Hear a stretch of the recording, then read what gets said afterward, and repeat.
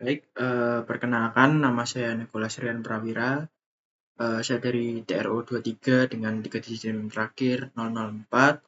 Jadi dalam mata kuliah praktikum sistem pengendali elektrik kali ini, saya berkesempatan untuk membuat video mengenai apa sih itu MATLAB, apa itu Simulink, kemudian apa sih itu transformasi Laplace, transfer function, kemudian eh, apa-apa aja sih komponen-komponen yang ada di blok Simulink, serta nantinya kita akan mensimulasikan bersama mengenai eh, berbagai rumus-rumus sederhana yang ada pada MATLAB. Mungkin yang pertama kita masuk ke perkenalan MATLAB dan Simulink, teman-teman. Jadi MATLAB itu merupakan singkatan dari Matrix Laboratory. Merupakan sebuah bahasa pemrograman tingkat tinggi dan lingkungan komputasi interaktif yang dikembangkan oleh MathWorks. MATLAB sangat populer di kalangan insinyur, ilmuwan, dan matematikawan untuk berbagai keperluan teknis. Secara mendasar, MATLAB ini dirancang untuk komputasi numerik, visualisasi, dan pemrograman. Platform daripada MATLAB ini memungkinkan pengguna untuk yang pertama itu memanipulasi matriks. Sesuai dengan namanya, kekuatan utama MATLAB terletak pada kemampuannya untuk bekerja dengan matriks dan array. Semua data dalam MATLAB disimpan dalam bentuk matriks, membuat operasi matematika yang kompleks menjadi lebih sederhana. Kemudian yang kedua ada analisis data dan visualisasi. MATLAB menyediakan alat yang sangat lengkap untuk mengimpor, membersihkan, menganalisis, dan memvisualisasikan data. Pengguna dapat membuat berbagai jenis plot dan grafik, mulai dari grafik 2 dimensi, grafik 3 dimensi, hingga grafik yang lebih kompleks untuk interpretasi data yang makin mudah. Yang ketiga ada pengembangan algoritma. Pengguna MATLAB dapat dengan mudah menulis dan menguji algoritma untuk berbagai aplikasi, seperti pemrosesan sinyal dan gambar, sistem kontrol, dan kecerdasan buatan. Dan yang terakhir adalah permodelan dan simulasi. Dengan produk tambahannya seperti Simulink, yang nantinya kita akan coba juga, MATLAB ini menjadi platform yang sangat kuat untuk memodelkan dan mensimulasikan sistem dinamis yang kompleks seperti sirkuit elektronik atau sistem mekanis. Kelebihan daripada MATLAB sendiri merupakan ada 4 nih teman-teman. Yang pertama nih, kumpulan toolbox yang luas. MATLAB ini memiliki ribuan fungsi, bawaan, dan toolbox atau kumpulan fungsi khusus yang digunakan untuk berbagai bidang seperti pemrosesan gambar, statistika, optimalisasi, dan machine learning. Yang kedua ada visualisasi data yang hebat. Kemampuan grafis daripada MATLAB sangat canggih dan relatif mudah digunakan untuk membuat visualisasi berkualitas tinggi. Yang ketiga ada lingkungan yang interaktif. MATLAB ini menyediakan lingkungan desktop yang interaktif, memudahkan pengguna untuk bereksperimen dengan perintah dan melihat hasilnya secara langsung. Kemudian ideal untuk rekayasa dan sains. Sintaksnya yang berbasis matriks sangat intuitif bagi para insinyur dan ilmuwan yang terbiasa dengan notasi matematika. Kemudian kekurangan dari MATLAB, tentunya setiap aplikasi, setiap hal apapun yang ada di dunia ini pasti jika memiliki kelebihan tentunya memiliki kelemahan. Kelemahan pertama dari MATLAB adalah berbayar. Tidak seperti bahasa pemrograman yang lain seperti Python atau R. MATLAB ini merupakan perangkat lunak komersil dengan lisensi yang cukup mahal, sehingga aplikasi yang biasanya digunakan dalam praktikum maupun dalam pembelajaran itu kita menggunakan aplikasi MATLAB yang crack. Kemudian yang kedua adalah kurang populer untuk aplikasi umum. Meskipun unggul dalam komputasi teknis, MATLAB ternyata jarang digunakan loh untuk perkembangan atau pengembangan aplikasi web maupun perangkat lunak umum. Dan yang terakhir itu untuk masalah kinerja. Nah, untuk beberapa jenis operasi, terutama yang melibatkan perulangan atau looping, MATLAB itu bisa lebih lambat dibandingkan dengan bahasa pemrograman seperti C++ maupun Python. Jadi, singkatnya, MATLAB merupakan laboratorium digital yang sangat kuat bagi para profesional teknis untuk menganalisis data, mengembangkan algoritma, dan membuat model matematika dengan efisien. Kemudian yang kedua adalah kita bakal membahas mengenai dasar sistem dinamis. Di dasar sistem dinamis ini, kita punya 3 poin utama. Yang pertama, Laplace transformation dan transfer function. Kemudian yang kedua ada permodelan sistem mekanik, elektrik, dan hidrolik. Serta yang terakhir adalah pengenalan sistem kontrol. Nah, ketiganya ini tuh sebenarnya berhubungan erat nih, teman-teman. Nah, kita tuh menggunakan poin nomor pertama atau Laplace transformation dan transfer function untuk menganalisis dan memahami sistem yang ada pada poin kedua, yaitu permodelan sistem mekanik, elektrik, dan hidrolik. Nah, dua poin ini nantinya mempengaruhi pula terhadap sebuah sistem kontrol tersebut. Untuk lebih lengkapnya, mungkin kita langsung masuk dulu ke Laplace transformation dan transfer function. Nih, bayangkan nih, kamu punya masalah yang ditulis dalam bahasa yang rumit. Misalnya persamaan diferensial yang menggambarkan bagaimana pegas bergetar. Bisa dilihat pula dengan rumus d kuadrat x per dt kuadrat plus bla bla bla bla bla sama dengan f dalam kurung t. Ini tuh, menyelesaikannya tuh cukup susah. Dilihat juga dari bahasanya yang atau rumusnya itu yang cukup complicated, teman-teman. Nah, hadirnya transformasi Laplace ini seperti seorang penerjemah yang super canggih. Transformasi Laplace mampu menerjemahkan masalah rumit dari domain waktu atau T menjadi domain frekuensi atau S. Kenapa sih Laplace transformation ini berguna? Karena di domain S atau di domain frekuensi yang baru ini, masalah kalkulus yang rumit seperti diferensial dan integral berubah menjadi masalah aljabar biasa yang jauh lebih mudah dipecahkan. Nah, mungkin kembali lagi ke layar. Di sini terlihat nih persamaan diferensial yang sulit dijelaskan, sulit diselesaikan pula. Kemudian kita ubah menjadi Laplace transformation. Kita ubah menjadi bentuk S kuadrat X S tambah 2sx S ditambah bla bla bla sama dengan Fs. Kemudian itu kita bisa faktorkan kembali menjadi dalam kurung S kuadrat ditambah 2S ditambah 5XS sama dengan Fs. Nah, ini tuh jauh lebih mudah, teman-teman. Kemudian setelah kita menemukan solusi Xs di domain S, kita tinggal menerjemahkannya kembali ke domain waktu untuk mendapatkan solusi nyata atau Xt. Jadi ya kebayang sih kenapa sih kita mau repot-repot mengubah persamaan diferensial ini menjadi bentuk Laplace. Ya tujuannya jelas satu, yaitu untuk mempermudah bagaimana sebuah perhitungan ini dijalankan. Gitu, teman-teman. Kemudian setelah konsep Laplace ini mulai terbayang nih, kita masuk ke fungsi transfer nih atau transfer function. Fungsi transfer merupakan jantung dari sistem kontrol. Ia merupakan DNA dari sebuah sistem. Secara formal, fungsi transfer atau GS adalah perbandingan atau rasio antara output sistem terhadap input sistem dalam domain Laplace dengan asumsi semua kondisi awal adalah 0. Bisa dilihat untuk rumusnya GS sama dengan output S per input S sama dengan YS per US. Mungkin mari kita bayangkan dengan analogi sederhana. Bayangkan ini tuh ada sebuah sistem audio atau speaker, di mana inputnya itu merupakan sinyal listrik dari amplifier. Kemudian untuk sistemnya sendiri merupakan sistem dari speaker itu sendiri dengan komponen seperti magnet, membran, dan lain sebagainya. Kemudian untuk outputnya adalah gelombang suara yang kita dengar nih. Nah, fungsi transfer atau transfer function dari speaker ini akan memberitahu kita bagaimana karakter speaker tersebut mengubah sinyal listrik menjadi suara. Apakah bassnya kuat, apakah treble-nya jernih.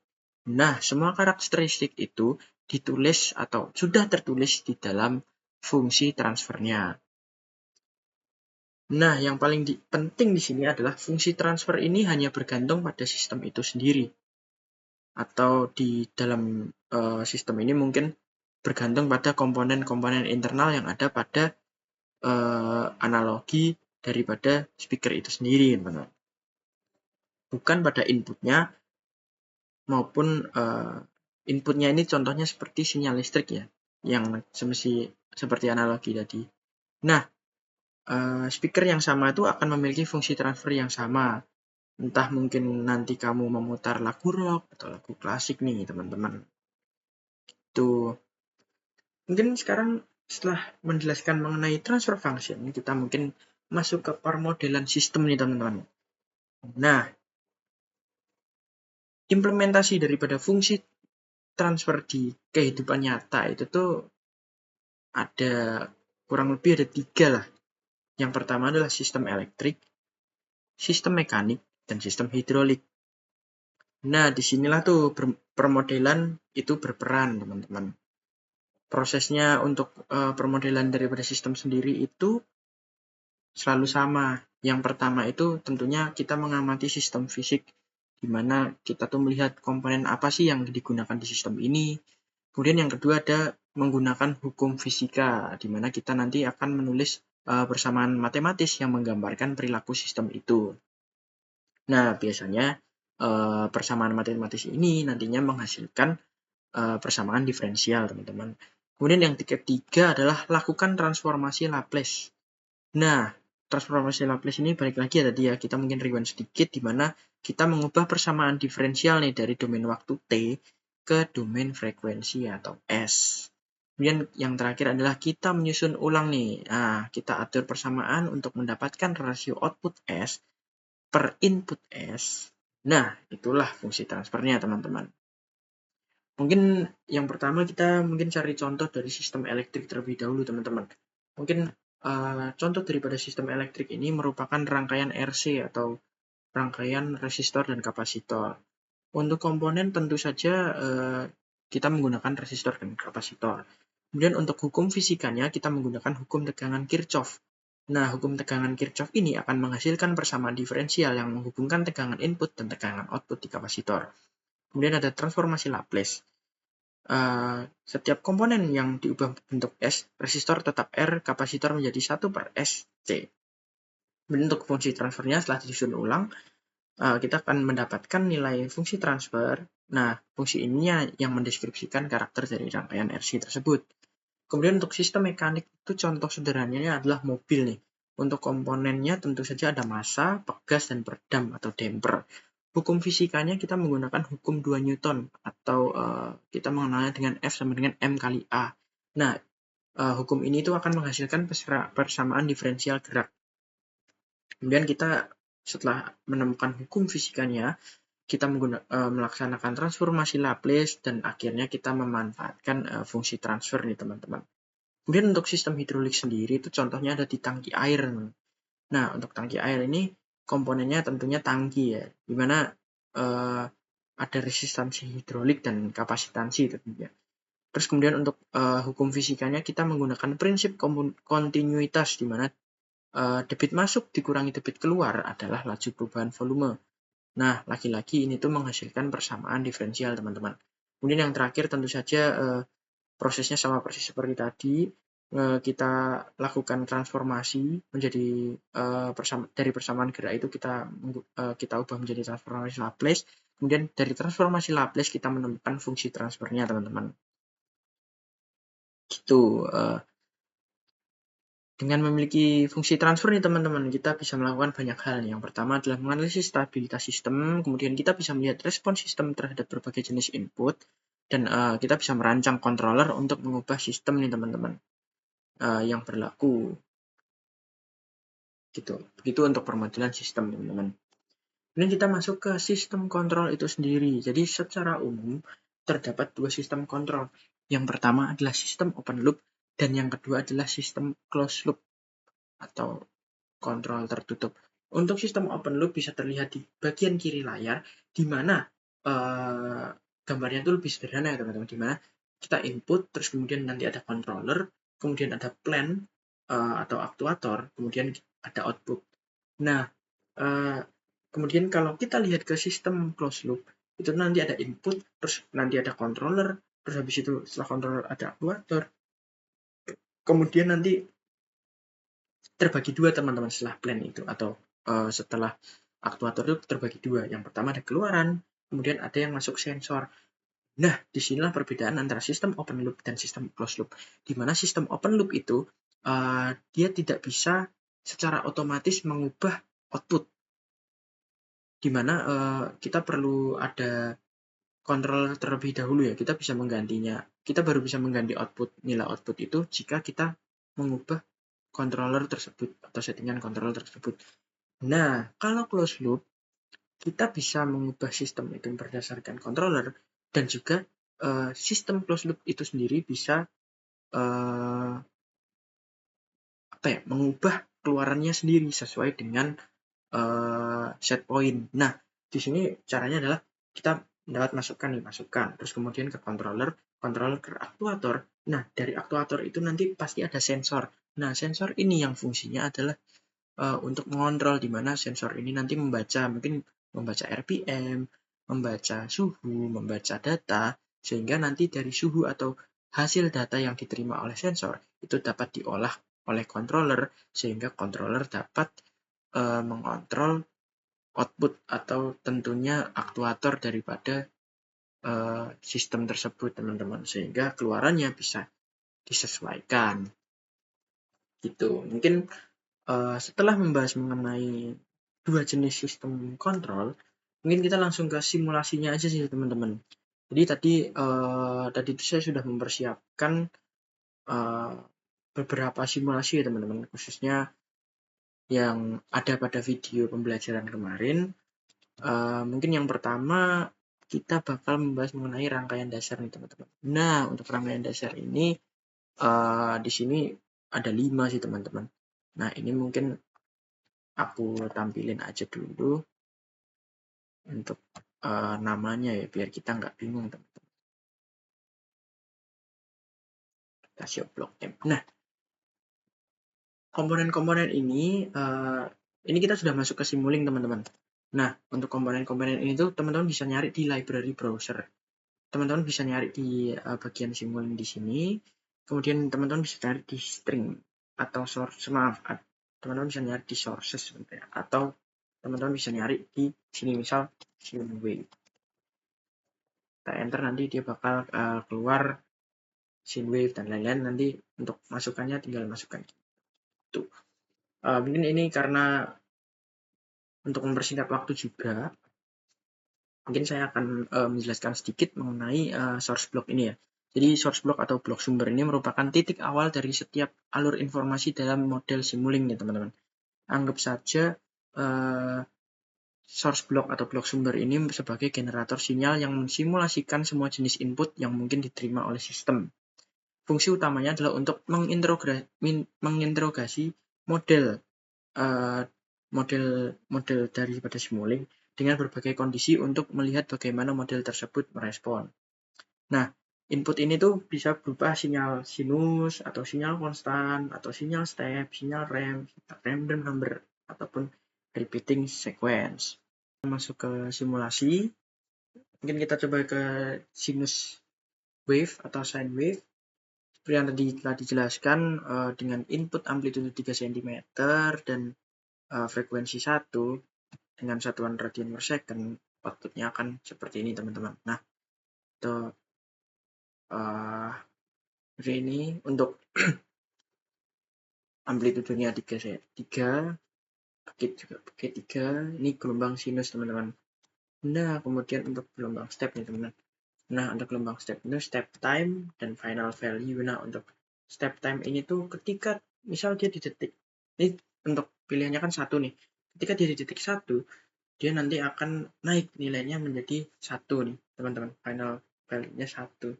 Initial value-nya 0, jadi awalnya tuh 0. Ketika titik 0 hingga titik 1 itu 0, dan ketika nanti sudah sampai di detik 1, dia outputnya akan 1. Kita coba lihat ya, teman-teman. Nah, begini, teman-teman. Ketika titik 0 hingga 1, inputnya 0. Ketika setelah 1, dia langsung naik step ke 1. Mungkin ini bisa kita variasi, teman-teman. Misal step time-nya ada di 3. Kemudian final value-nya ada di 5. Nah, ini mungkin kita bisa cek di mana ketika dia detik ketiga, dia final naik akan step menjadi dari 0 ke 5, teman-teman. Kita run dulu. Oke, hasilnya seperti ini. Nah, seperti yang telah bahas tadi teman-teman. Kemudian untuk sinyal rem. Nah, sinyal rem ini tuh dia ini teman-teman. Jadi dia akan naik nih. Naik. Nah, untuk slope ini tuh dia akan naik setiap detik itu dia akan naik berapa nih? Misal 1 nih. Jika 1 mungkin kita contohkan di sini. Nah, dia tuh akan setiap 1 detik dia akan naik 1. Terlihat pada grafik bahwasannya ketika dia nilainya 2 tuh dia ada di detik kedua, di bawah itu time, yang bawah itu time. Nah, time-nya ketika dia ada 2, ini tuh di 2 begitu teman-teman. Nah, mungkin ini bisa kita variasi ya teman. Misal slotnya 2, terus start time-nya mungkin di 1. Nah, ini mungkin nanti kita bisa melihat bahwasanya untuk RAM atau penanjakan itu mulai di detik pertama teman-teman. Gitu, mungkin kita lihat di sini. Nah, seperti yang terlihat, ini dia naiknya per detik itu 2, dan start time-nya itu di detik pertama, teman-teman. Bisa lihat grafiknya seperti itu. Gitu, teman-teman. Kemudian untuk random number ya, teman. Nah, untuk random number itu balik lagi, ini random, nilainya random. Kita bisa mengatur rata-rata di sini. Dan juga ada sample time-nya juga, di mana sample time itu kita pakainya 0,1. Mungkin kita anggap di situ dulu. Nah, mungkin sekarang bisa kita langsung coba simulasikan ya. Bisa kita lihat dulu di sini untuk rata-ratanya itu 0 ya teman-teman. Rata-ratanya itu 0. Jadi nilainya itu random teman-teman. Jadi ada yang 1, sekian, ada yang 2, ada yang minus sekian. Tapi kalau di rata-rata mereka itu semuanya 1 teman-teman. Mungkin bisa kita variasi di sini kan. Kalau kita variasi mungkin min-nya mungkin kita buat 5. Jadi mungkin nilainya bisa lebih naik dari 0 teman-teman. Nah, ini rata-ratanya ada di sini. Ini nilainya dia lebih dari 0 semua. Kalau kita lihat paling sedikit di sini mungkin nilainya 2,5 atau 2,6 teman-teman. Dan yang tertinggi itu bisa mencapai 7. Gitu. Kemudian untuk repeating sequence. Nah, ini tuh time value dan output value nih. Repeating sequence number seperti itu. Nah, mungkin kita bisa lihat simulasinya. Untuk repeating sequence itu bentuknya kayak ombak teman-teman. Ini untuk ombak 02 mungkin ini itu bisa kita variasi teman-teman. Jadi untuk output value-nya mungkin ini 03 itu mungkin nanti dia akan nilai outputnya itu ombaknya itu akan sampai angka 3 teman-teman. Nah, seperti ini. Nah, lebih seperti itu teman-teman. Mungkin kita lanjut setelah dari rangkaian dasar, kita lanjut ke rangkaian selanjutnya, yaitu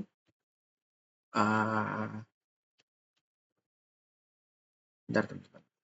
Setelah source block ya nih. Nah, kemudian kita masuk ke sync block atau sync block atau blok penampung teman-teman. Nah, blok penampung itu apa sih teman-teman? Nah, jika blok sumber itu merupakan titik awal daripada sebuah sistem atau sebuah blok, daripada sebuah blok, maka blok penampung ini merupakan kebalikannya teman-teman. Merupakan titik akhir atau jendela daripada jendela observasi kita. Nah, sync block atau blok penampung ini tidak mempengaruhi perilaku sistem. Sebaliknya teman-teman, sync block ini berfungsi untuk mengekstrak, menampilkan, dan menyimpan data dari titik manapun dalam simulasi. Mungkin bisa langsung kita simulasikan.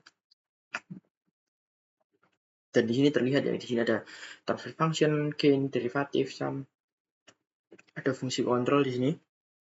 Kemudian di sini ada XY grafik, ada display, ada scope untuk menampilkan grafiknya. Kemudian di sini untuk untitled math ini itu untuk menyimpan data daripada program tersebut, dan untuk out sim out ini ke workspace teman-teman. Nah, mungkin kita bisa simulasikan. Nah, di sini display itu menunjukkan nilainya. Ini kemudian XY graph-nya tuh dia menampilkan seperti ini teman-teman. Dan scope-nya sinusoidal seperti input. Nah, kemudian untuk file ini dia kesimpan ke untitled math yang ada pada program kita. Kemudian untuk workspace ini ke sim out atau variabel itu namanya sim out. Ini tuh untuk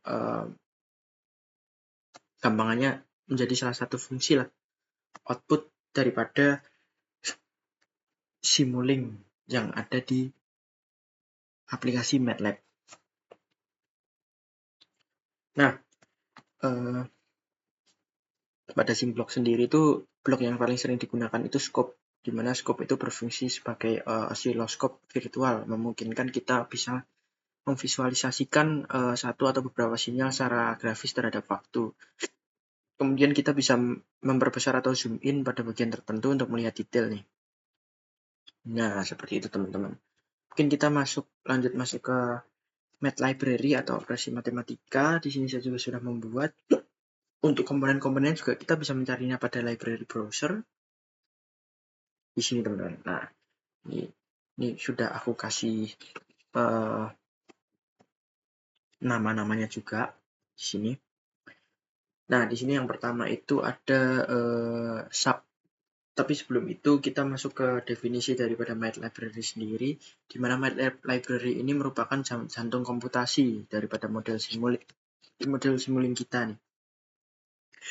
Disinilah persamaan-persamaan yang mendefinisikan perilaku dinamis sistem kita itu diimplementasikan. Setiap model fisik, mulai dari sirkuit listrik sederhana hingga dinamika penerbangan pesawat yang rumit, itu pada dasarnya direpresentasikan oleh serangkaian persamaan matematika ini, teman-teman. Nah, kalau dilihat di sini, untuk inputnya itu kita bukan dari source atau dari sinus, tapi kita pakai konstan atau konstanta, teman-teman. Nah, di sini yang pertama itu ada blok sum atau penjumlahan, di mana kita menjumlahkan dua nilai konstanta, teman-teman. Mungkin sebelum kita simulasikan, kita jelasin dulu masing-masing blok ya, teman-teman ya. Nah, di sini tuh ada banyak sih, teman-teman. Biar ada, sini ada produk. Nah, produk ini tuh perkalian, teman-teman. Perkalian antara variabel A dan variabel B nih. Di sini kita juga bisa mengatur inputnya mau 4 atau mau 5. Nah, di sini nanti dia bakal bertambah inputnya. Dan divide ini tuh sebenarnya konsepnya sama seperti produk, cuman di sini kita bisa menggunakan pembagian, teman-teman nih, perkalian maupun pembagian sesuai dengan nilai, dan inputnya pun juga bisa kita atur nih berdasarkan banyaknya simbol perkalian maupun pembagian yang kita masukkan ke dalam number of input ini, teman-teman. Kemudian di samping sini ada absolute atau nilai mutlak nih, teman-teman. Nah, nilai mutlak ini sendiri itu fungsinya untuk membuat input kita yang berupa konstanta itu nilai outputnya yang berada di display itu bernilai positif, teman-teman. Misal input kita nanti mungkin kita akan ubah ke negatif ya. Ini kita ubah dulu ke negatif 10 sebelum nantinya kita simulasikan. Nah, kemudian untuk sign ini, sign sendiri merupakan itu untuk mengevaluasi tanda dari sinyal input dan menghasilkan salah satu dari 3 nilai, teman-teman. Nilai 1 jika inputnya positif, nilai min 1 jika inputnya negatif, dan nilai 0 jika inputnya itu 0. Itu mungkin nanti akan kita coba variasikan. Kemudian untuk block bias ini tuh penambah konstanta, teman-teman, di mana block bias ini tuh menambahkan sebuah nilai konstanta tertentu ke sinyal input. Dalam kasus ini tuh nilai biasnya tuh plus 0,0. Nah, mungkin ini nanti kita coba biasnya tuh kita buat 0,5, 0,8 loh. Kita buat 0,8 di sini. Nah, kemudian lanjut ke math function. Math function ini dikonfigurasikan untuk melakukan operasi eksponensial, teman-teman, di mana E merupakan konstanta Euler atau sekitar 2,71828. Kemudian ada selanjutnya setelah math function ada square root atau akar kuadrat. Fungsi daripada square root ini sendiri itu untuk menghitung akar kuadrat dari sinyal input. Kemudian yang selanjutnya ada rounding function floor. Nah, aduh maaf kepencet, di mana ranging function floor ini tuh digunakan untuk membulatkan sebuah angka ke bawah ke bilangan bulat terdekat. Misal input kita 1,89, kita nanti coba outputnya berapa. Kemudian yang terakhir adalah fungsi trigonometri. Nah, fungsi trigonometri ini tuh banyak banget teman-teman. Ada sinus, kosinus, kotangen, asin, atan, cos, atan, asan, h, cos plus j sin, dan lain sebagainya teman-teman. Nah, ini tuh jadi secara default, Simulink itu menganggap input dari fungsi trigonometri ini dalam satuan radian, teman-teman, bukan derajat. Oke, mungkin kita bisa langsung simulasikan. Ini untuk penjumlahan sudah benar, 1 tambah 1, 2. Perkalian 1 kali 1, 1. Di sini 1 dikali 1 dibagi 1 dikali 1 dibagi 1, hasilnya 1. Kemudian di sini tuh, nah hampir lupa, di sini ada fungsi polinomial, di mana fungsi polinomial itu kita memasukkan variabel di mana 3,2,2 itu dibacanya 3x kuadrat ditambah 2x ditambah 2. Nah, mungkin hasilnya 3x kuadrat itu 3 kali 1 pangkat 2, 3, kemudian kita kalikan 2 kali 1, x-nya itu 1 daripada nilai konstan, 3 tambah 2, 5, kemudian tambah 2, 7, hasilnya 7, benar teman-teman. Di sini nilai absolutnya itu dari min 10 jadi 10, oke. Untuk sin nanti, jika nilainya 1, dia akan nilai positif 1, teman-teman. Dan di sini mungkin kita ganti 0. Ketika dia 0, nilainya juga 0. Dan ketika dia nilainya minus 10, dia akan nilainya tuh minus 1, teman-teman. Kemudian untuk bias sendiri itu bertambah sesuai dengan penambahan 1 ditambah 0,8, 1,8. Dan untuk net function ini sudah sesuai 1,78. Dan square root dari pada 1 sendiri adalah 1, teman-teman. Nah, di sini tuh ada banyak sih, square root, sin square root, dan r square root. Tapi kita coba di sini adalah square root biasa. Kemudian untuk rounding factor, karena dia floor, itu dia membulatkan ke nilai yang sesuai dengan angka di paling depan. Misal 1,89 berarti dia dibulatkannya ke 1, teman-teman. Mungkin di sini ada ke cell atau round atau fix. Nah, untuk cell ini nanti dia membulatkan ke atas, teman-teman. 1,89 dia dinaikkan ke 2. Tapi di sini kita ubah ke 1,3 misal. Dia akan membulatkan ke 2 juga, teman-teman. Kenapa? Karena dia menganggapnya dia nilainya sudah lebih dari 1 sehingga dia bisa naikkan ke 2, teman-teman. Dan di sini kita bisa coba round. Ini itu untuk pembulatan, teman-teman. Mungkin kalau misal 1,3 dia akan turun ke 1 karena nilainya itu ada di bawah 1,49. Dimana nanti kalau misal 1,5 harusnya dia akan dibulatkan ke nomor 2 atau angkanya 2, teman-teman. Mungkin kita bisa coba di sini, kita run. Betul 2. Kemudian untuk fungsi dari trigonometri sendiri, untuk fungsi sinus, radian sinus adalah sekian, teman-teman. Mungkin untuk library-nya sudah cukup, kita lanjut ke persamaan selanjutnya ya, teman-teman. Nah, mungkin untuk persamaan selanjutnya di sini kita menggunakan fungsi matriks, teman-teman. Nah, di sini mungkin fungsi matriks kita langsung open saja karena saya sudah sempat membuat. Untuk fungsi matriks sendiri di sini kita pakai konstanta, kita pakai gain. Dan di sini ada nilainya output. Dan mungkin kita coba run dulu sebelum menjelaskan.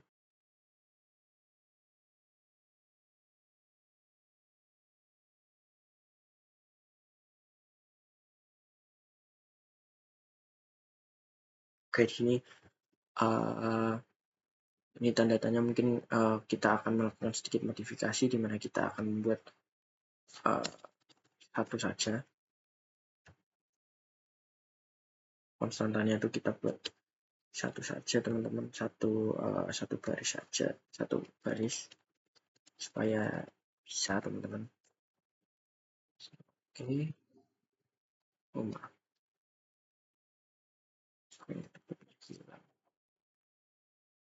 Oke, kemudian di sini ada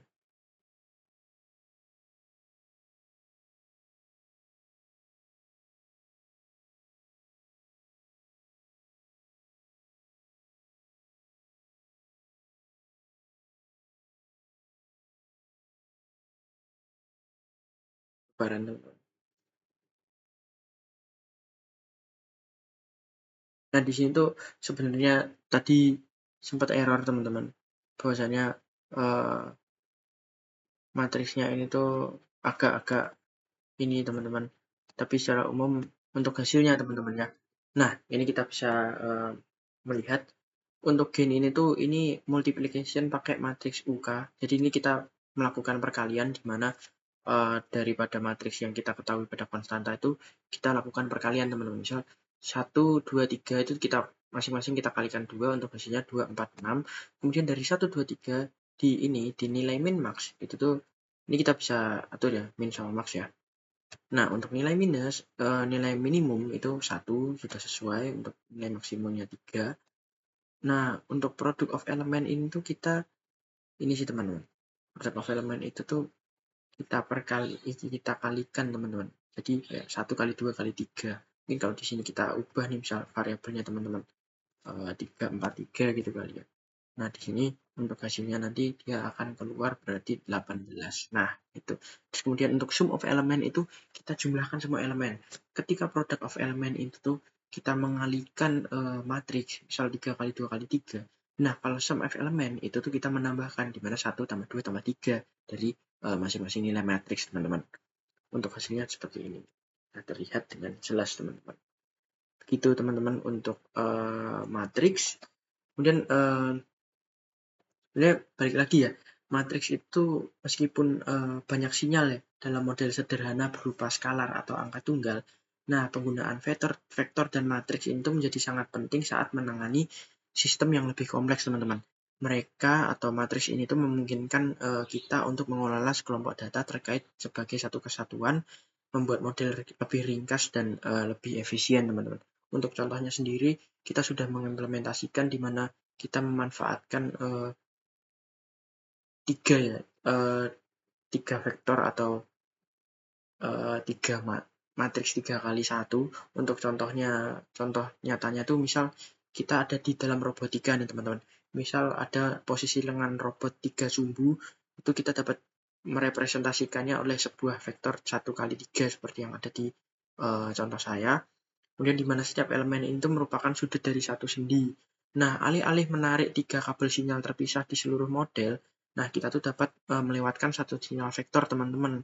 Kemudian operasi matriks seperti perkalian, pembagian, penjumlahan, pengurangan, nilai maksimum, mencari nilai maksimum, nilai minimum, mencari nilai total daripada matriks itu kita bisa gunakan untuk menghitung, teman-teman. Gitu. Dan kita lanjut saja ke user define function, teman-teman. Mungkin saya buka terlebih dahulu. Untuk user define function tadi sudah saya buat ya, teman-teman. Nah, di sini itu untuk programnya itu seperti ini, simpel saja, teman-teman. Sama seperti judulnya, user define function. Di sini tuh Simulink sendiri itu menyediakan pustaka blok yang luas, teman-teman. Nah, ada masanya di mana kita itu memerlukan fungsi yang sangat spesifik, fungsi yang sekiranya itu nggak ada tuh di Simulink atau nggak ada tuh di library browser. Nah, untuk itu MATLAB itu khususnya pada bagian fitur Simulink itu tuh menyediakan yang namanya MATLAB function. Nah, MATLAB function ini tuh kita bisa memodifikasi lah apa sih sistem atau rumus yang kita masukkan. Nah, sebagai contoh, teman-teman, ini aku udah masukin satu rumus di mana ketika nilai U atau nilai input itu sama dengan lebih dari sama dengan 1, maka nilai Y atau output itu sama dengan 1. Dan lainnya, jika nilai U atau input itu tidak memenuhi fungsi U lebih dari sama dengan 1, maka nilai outputnya itu 0. Mungkin bisa kita langsung simulasikan, teman-teman. Ini kitaran. Nah, untuk hasilnya sendiri, sebentar, kita sedang melakukan compiling di sini.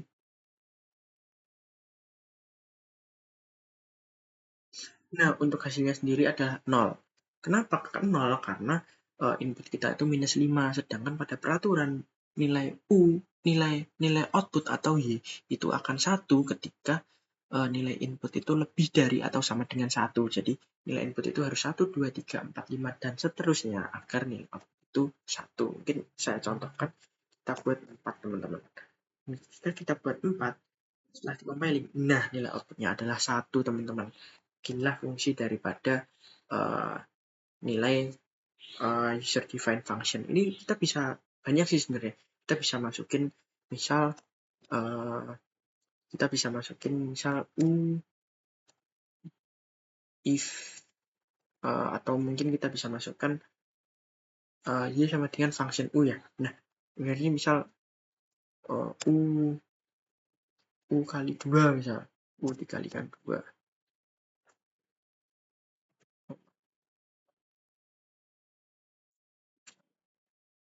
Kita coba-coba saja teman-teman. Coba di sini kita save dulu, kemudian kita run di sini. Oh, dia tidak bisa, mungkin karena nilai ini tuh harus nilai if teman-teman. Seperti tadi, nilai tadi. Ini teman-teman. Nah, ini untuk nilai if-nya bisa kita ubah-ubah teman-teman. Itu mungkin setelah ini kita bisa lanjut ke lookup table atau tabel pencarian teman-teman. Nah, untuk lookup table saya juga sudah membuatnya tadi. Kita bisa langsung memasukkan saja. Jadi lookup table atau tabel pencarian sendiri itu latar belakangnya apa sih ada tuh. Jadi banyaklah jenis sistem di dunia nyata itu memiliki perilaku non-linear yang sulit atau tidak mungkin dijelaskan dengan persamaan-persamaan matematika yang sederhana. Contohnya adalah karakteristik aerodinamis daripada sayap pesawat, efisiensi mesin pada berbagai RPM, atau kurva tegangan arus. Nah, lookup table ini merupakan solusi yang sangat praktis dan kuat untuk masalah ini. Alih-alih mendefinisikan sebuah persamaan, kita tuh cukup memberikan tabel data yang berisi titik-titik data hasil, pengukuran atau simulasi. Misal inputnya adalah RPM mesin dan outputnya adalah torsi. Saat simulasi berjalan, LUT atau lookup table itu akan menerima nih nilai input misalnya sekian, mencarinya di dalam tabel dan menghasilkan nilai output yang sesuai. Kemudian sebenarnya kalau kita buka nih di sini, ini tuh kayak tabel teman-teman. Ini mungkin kita cek tabelnya aja teman-teman. Edit tabel dan breakpoint kita masuk ke sini. Nah, ketika kita buka di sini tuh kita bisa lihat tabel teman-teman. Nah, di sini nilai min 5, min 4, min 3, min 2, min 1, 0, 1, 2, 3, 4, 5. Itu kita juga bisa menilai outputnya teman-teman. Nah, di sini juga bisa mengatur outputnya di sini. Misal 1 itu nanti outputnya 10. Dan kita bisa mengubah. Terus di sini outputnya misal 20. Sini 30, 10 dan seterusnya. Misal sini setelah itu kita save teman-teman, kita save untuk tabelnya. Kita oke, apply change. Kemudian kita minimize. Ini kita oke. Kemudian kita coba run ya teman-teman, di mana kita inputnya 1 nih.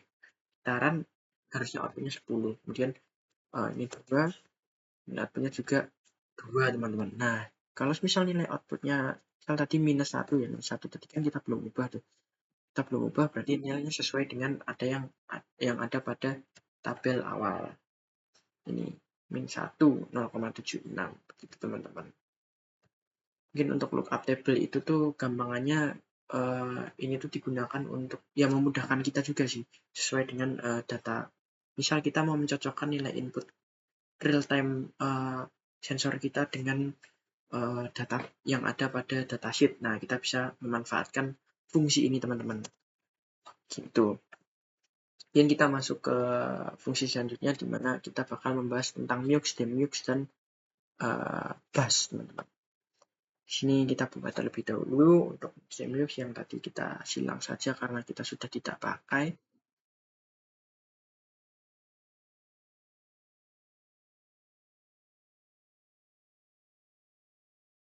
Oke, itu ketika model kita tuh tumbuh menjadi lebih besar nih teman-teman, kita mengelola puluhan maupun hingga ratusan kabel sinyal nih. Nah, itu tuh bisa jadi sebuah mimpi buruk lah buat kita. Kenapa? Karena pasti tentu saja itu sulit ngaturnya teman-teman. Nah, blok-blok seperti mux, demux, dan bus ini tuh bisa membantu kita untuk memanajemen kabel dan mengorganisir data kita, teman-teman. Nah, untuk multiplexer sendiri itu merupakan sebuah komponen di mana kita tuh bisa mengambil beberapa sinyal individual, teman-teman. Sinyal individual dan menggabungkannya menjadi satu sinyal output. Nah, penting untuk diingat bahwasanya vektor ini hanyalah kumpulan angka yang diurutkan di mana informasi mengenai asal setiap sinyal itu hilang. Nah, MIOX ini berguna untuk input ke blok yang secara inherent beroperasi pada vektor seperti blok dot product. Kemudian untuk demux sendiri, untuk demultiplexer itu kebalikannya dari multiplexer, di mana demultiplexer itu kita memecah sinyal vektor kembali menjadi sinyal-sinyal individual, teman-teman. Nah, mungkin kita bakal simulasikan, teman-teman, ini. Tapi sebelum simulasikan, kita bakal membahas mengenai bus creator dan bus selector. Nah, bus itu merupakan konsep yang jauh lebih kuat dan terstruktur. Kita menggunakan dua ya, blok bus creator dan bus selector, di mana kita bisa mengelompokkan sinyal-sinyal yang berbeda secara logis, bahkan jika tipe datanya itu berbeda, dan memberi nama pada setiap sinyal yang ada dalam bus tersebut, teman-teman. Nah, misal nih, kita bakal membuat bus bernama sensor data yang berisi sinyal, temperatur, pressure, dan flow rate. Nah, seluruh bus ini kemudian akan dilewatkan melalui satu garis tunggal dari model kita. Di tempat lain, kita menggunakan bus selector. Di sini input daripada sensor nih, teman-teman. Kemudian kita menggunakan satu garis, kemudian ada bus selector nih di akhir untuk mengekstrak sinyal berdasarkan namanya. Misal, mengambil pressure dari bus sensor data. Nah, penggunaan bus ini secara drastis meningkatkan keterbacaan, teman-teman, dan modularitas model yang kompleks. Nah, ini bisa kita lihat ya, di sini ada indikator sinyal. Nah, ini tuh bisa kita atur juga, teman-teman. Bisa kita atur di sini. Nah, sinyal 1, sinyal 2, sinyal 3, ini bisa kita matikan juga, teman-teman. Itu. Kalau ya ini lebih terstruktur daripada max-dimax, di mana max-dimax itu kita nggak bisa mengatur mana sinyal pertama, mana sinyal kedua, gitu. Mungkin bisa kita coba run dulu. Oke, ini untuk sinyal max. Di sini inputnya adalah input sinusoidal, teman-teman. Di sini sinusoidal, di sini input sinusoidal kita coba untuk nilai max di max. Untuk hasil maxnya sendiri itu ini, teman-teman. Untuk sinyal yang pertama itu kan kita pakai gain 4 kali ya. Ini dikalikan 4. Jadi 4, ini 4, ini 4. Nah, yang biasa tuh nggak kita kalikan 4. Sehingga untuk hasil dari multiplexer itu seperti ini, teman-teman. Jadi kayak dijadikan satu grafik. Nah, setelah dijadikan satu grafik, teman-teman, itu sebelumnya itu ada percabangan, teman-teman, di mana kita menemukan di multiplexer. Untuk di multiplexer sendiri itu kita bisa melihat di sini sinyalnya udah sendiri-sendiri, teman-teman. Nih. Gitu. Nah, kemudian kita masuk ke bus creator dan bus selector, teman-teman, atau bus. Nah, untuk bus sendiri itu sinyal 1, sinyal 2, sinyal 3 itu tuh kita bisa mengatur. Nah, sinyal 1 tuh kalau kita tarik garis lurus itu berasal dari yang sinus wave yang kita gain 4, kita kali 4. Berarti sinyal outputnya di sini tuh harusnya sama seperti yang demultiplexer yang di sini, teman-teman. Yang warna kuning. Nih, sudah tepat. Kemudian yang kedua adalah yang dari sinyal sinus yang tidak kita gain 4. Tidak gain 4 berarti dia nilainya 1 untuk amplitudonya. Dan yang terakhir adalah kita mendapat nilai konstan 3. Nah, harusnya untuk grafiknya tuh kita mendapat nilai konstan lurus. Nah, seperti ini, teman-teman. Begitu untuk max, dimax, dan bus, teman-teman. Ini kita lanjut ke selektor. Selektor dan switches atau saklar, teman-teman. Masuk ke sini. Maksudnya kita close juga. Nah, untuk switches sendiri, switches ini apa sih? Ya, switches ini tentunya kayak saklar ya, teman-teman. Nah, selektor dan switches ini tuh merupakan blok atau pilar untuk mengimplementasikan logika kontrol dan aliran sinyal kondisional. Nah, selektor dan switches ini tuh memungkinkan kita untuk membuat keputusan, teman-teman. Untuk switch sendiri itu ada dua ya, teman-teman. Di sini ada switch yang otomatis dan di sini ada switch yang manual, teman-teman. Di sini itu mungkin aku ini ya nggak aku tunjukin, dan di sini ada multiport switch. Nah, untuk switch sendiri itu merupakan implementasi visual dari pernyataan if else, teman-teman. di sini tuh memiliki tiga input, di mana 2 input data dan 1 input kontrol. Nah, berdasarkan kondisi pada input kontrol, misalnya jika sinyal kontrol itu ini ya, sini lebih dari sama dengan 10 teman-teman. Maaf, lebih dari sama dengan sekian, nilai sekian, maka dia akan menghasilkan nilai 1 atau 0 teman-teman. Mungkin bakal kita simulasikan saja biar tidak bingung. Nah, di sini kan untuk threshold-nya itu 10. Nah, dia nilai itu lebih dari atau sama dengan. Nah, di sini kan nilai inputnya adalah 10 ya teman-teman. Ketika dia nilainya itu kan sama ya, lebih dari sama dengan 10, ini input 10. Berarti kan dia memenuhi. Nah, karena dia memenuhi, nilai outputnya adalah 1. Nah, gimana kalau dia tidak memenuhi? Tentunya nilainya akan 0. Misal contoh, kita masukkan 9 teman-teman. Ini kalau kita 9, outputnya adalah 0. Kenapa? Karena dia tidak memenuhi ini nilai threshold. Dimana nilai input atau 9 itu tidak lebih dari atau sama dengan 10. Nah, di sini tuh juga bisa ini sih teman-teman, bisa atur juga sih. Misal lebih dari atau perkiraannya tuh lebih sama dengan 0 teman-teman gitu. Dan untuk manual switch sendiri itu mungkin kita run dulu di sini. Run di sini karena dia switchnya itu ada di sinus. Nah, ini tuh outputnya juga sinus teman-teman. Nah, gimana kalau misalnya kita ubah nih teman? Kita ubah ke ini, ke sinyal step, outputnya tentunya juga bakal sinyal step. Ini teman-teman. Terus kemudian untuk multi-port switch sendiri tuh ini sebenarnya konsepnya adalah yang 3 ini tuh merupakan konstanta input teman-teman. Nah, dan ini tuh konstanta yang atas ini tuh adalah pilihan atau kita bakal memilih untuk menampilkan angka daripada input konstanta yang mana. Misalnya kita masukkan 1, berarti yang di input adalah yang dari 1 teman-teman. Switch 1 ini 10. Misal kita di sini ada 3 nih, berarti harusnya yang keluar di sini adalah 30 dan hasilnya adalah sesuai 30 teman-teman. Gimana kalau semisal hasilnya itu 4 atau tidak sesuai dengan jumlah yang ada pada multi-port switch teman-teman? Ya tentunya nilainya bakal error. Kenapa? Karena ya inputnya aja cuma 3. Inputnya sebenarnya 4 untuk yang satu itu untuk selektor teman-teman. Nah, misal ini lebih dari sini ya ini error gitu teman-teman. Jadi ini harus sesuai dengan jumlah atau banyaknya input yang kita program sebelumnya gitu. Mungkin untuk switches cukup, kita mungkin lanjut ke logika operasi. Nah, blok-blok daripada logika operasi ini tuh merupakan fondasi awal kita untuk membangun sistem pengambilan keputusan berbasis aturan dan logika boolean atau 0 dan 1. Nah, logic operation ini tuh beroperasi pada sinyal yang dianggap true atau nilai bukan 0 dan false atau nilai 0. Sumber sinyal logika ini tuh biasanya adalah blok relational operator. Tapi di sini kita coba pakai contoh nilai konstanta teman-teman.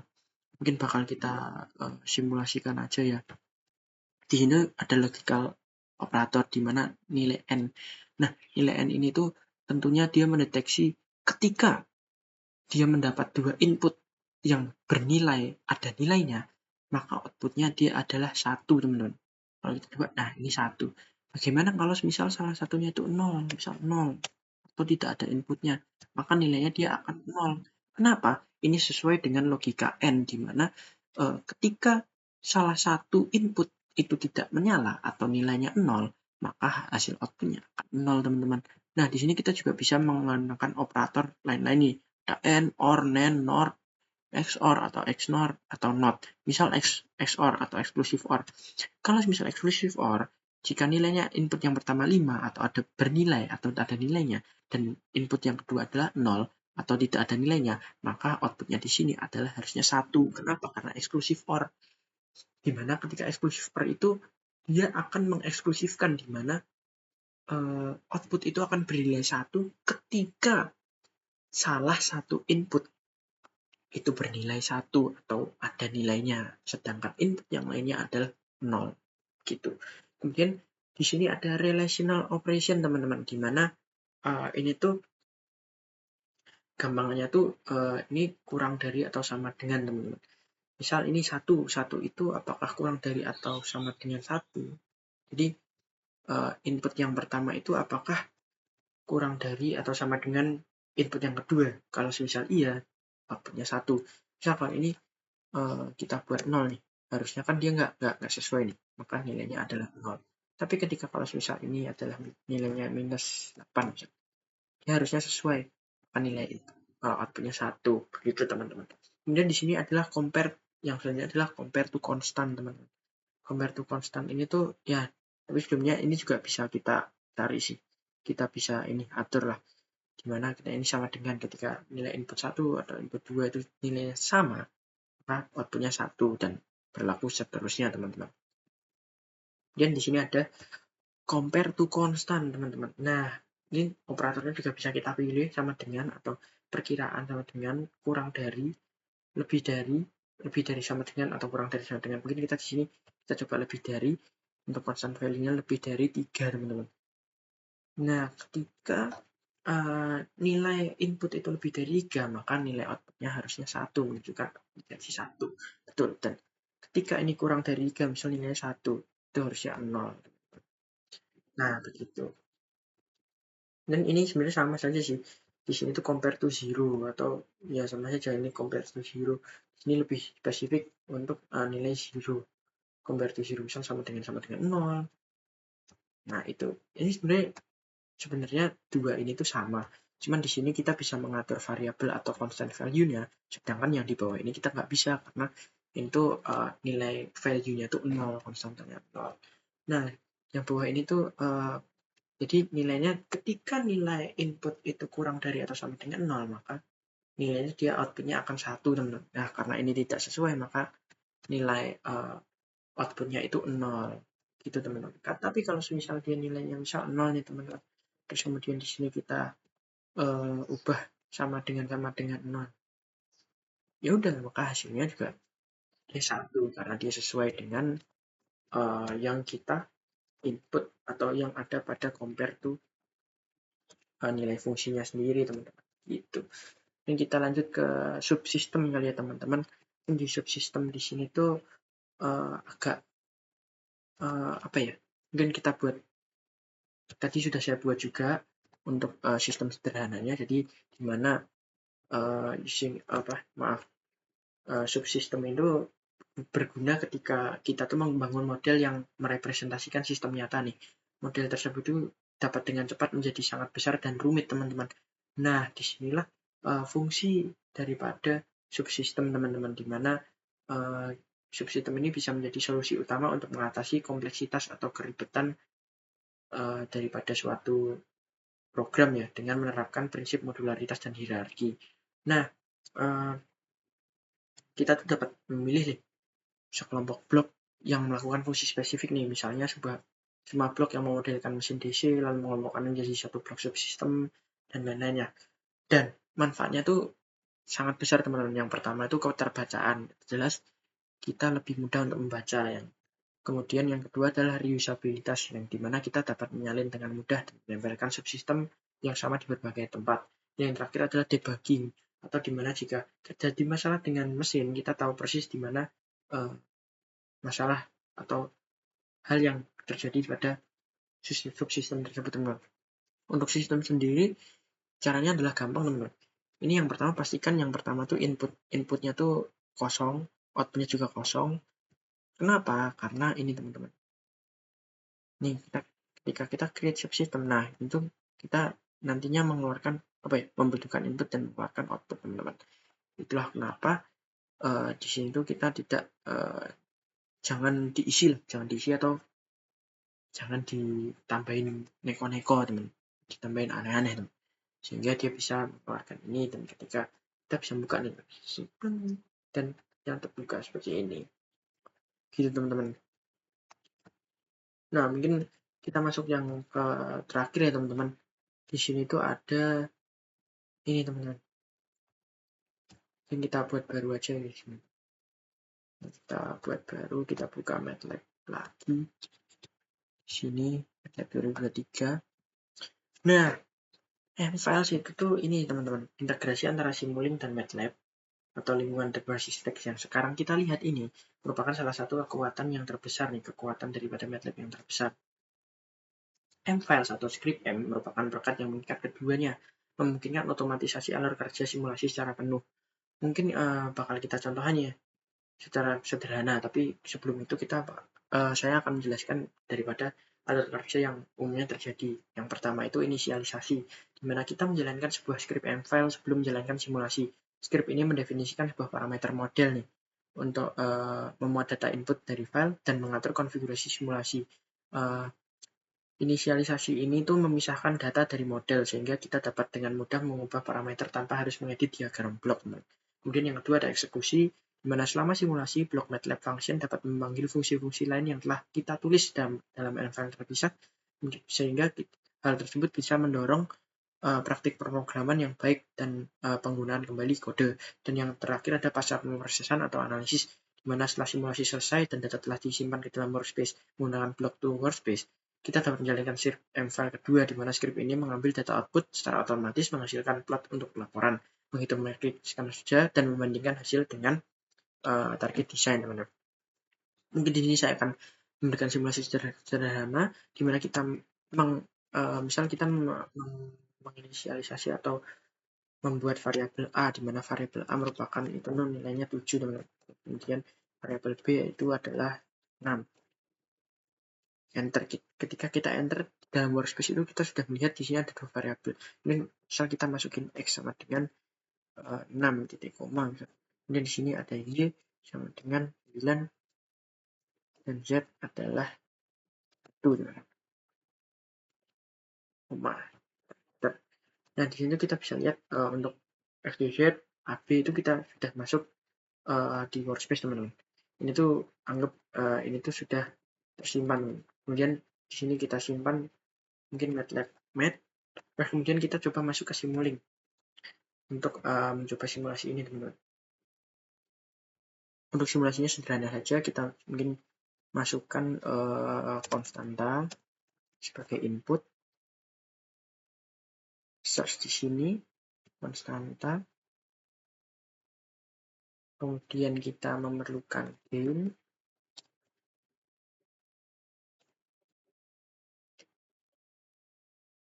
dan display sebagai penunjuk output.